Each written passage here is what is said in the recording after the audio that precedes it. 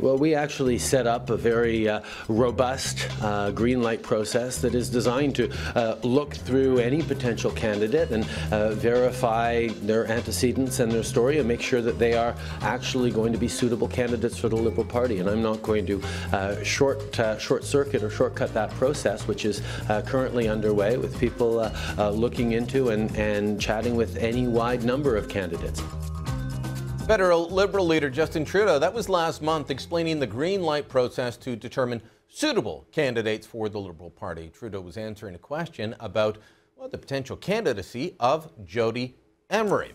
Now, today we've got an answer on whether Emery can be a candidate for the Liberal Party. She's been rejected by the Liberals, but she joins us now from Vancouver, where, Jody, you tell me you're still going to vote for the party that says you're not good enough to run, despite their open nomination pledge.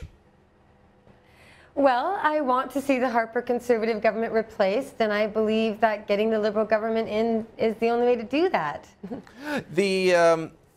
Why do you think you've been an activist on one of the few issues that Justin's been clear on so far, and that is that he wants to legalize marijuana. The Conservatives say they'll decriminalize, but they don't want to legalize. Justin says he's going to legalize. You've been an activist on this for a long time. You've been a Green Party candidate in the past. You are well known in the Vancouver area. Why do you think they looked at your candidacy and said, you know what, she's not for us? Well, the Liberal Party supported legalization before I was even a member, so they've done all of that work on their own. But when I announced my bid to run last year, there was a no-hope riding that I chose against Libby Davies. And the Liberals were accused from the get-go of hand-picking me to be the candidate in that riding, and that wasn't the case at all. I was invited by members in the riding to put my name forward, and I took quite a bit of time to consider that seriously before I went ahead and did it.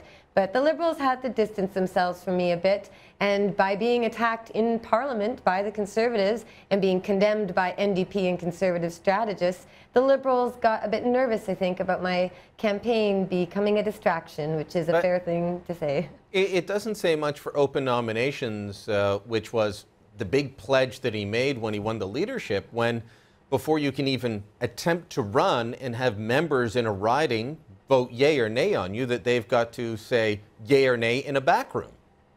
Well, there is a green light committee process, and I'm not very familiar with running for federal office, so this was my first time. And open nominations to me seems to mean you can put your name forward no matter who you are, you can fill out the paperwork and send in the fee, and if they review your background and decide they don't want you representing the party on the nomination ballot in that riding, they have the right to do so. So I did have the right to put my name forward, as do any Canadians.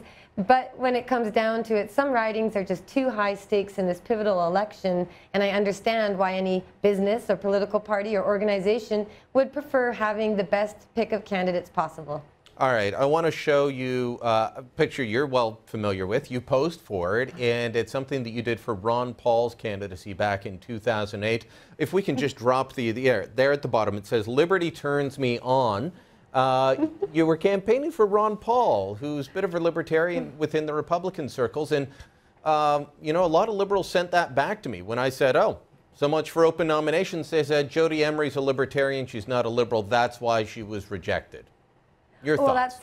That's a fair comment. I'm a brand new member of the Liberal Party. I only joined late last year or early last year.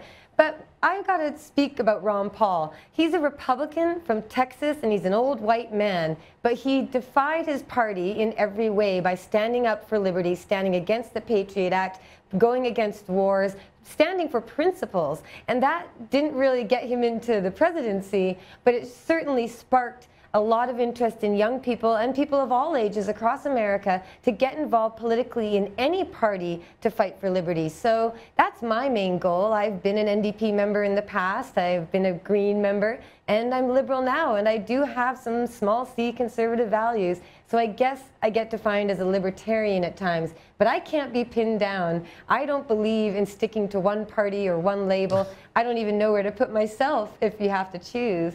So I like the idea of talking about principles and ideas of nonviolence and liberty and freedom and small government, and I was hoping to do so from within the Liberal Party, but there's no reason why I can't keep doing it.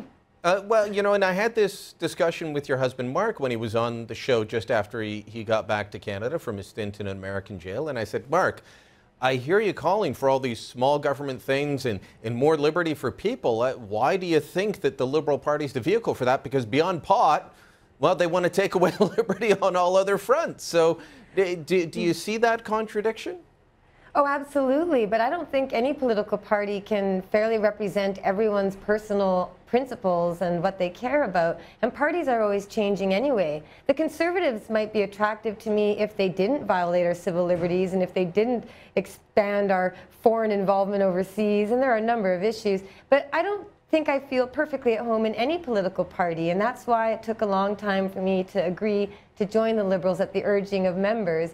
And I want to see the Harper government replaced, and I believe there are only two ways you can get rid of a government you don't like. Violent revolution, and I won't take part in that, or voting them out on election day, and that's kind of the only tool we've got. So you have to pick and choose what party you think can replace the government you don't like, and that's unfortunately the system we've got here, and that's actually a reason we should have some reform with respect to how Canadians are represented. All right, discussion for another day when we've got more time. Jody, I doubt this is going to be the last time we talk. Thanks so much. Great, thank you. All right.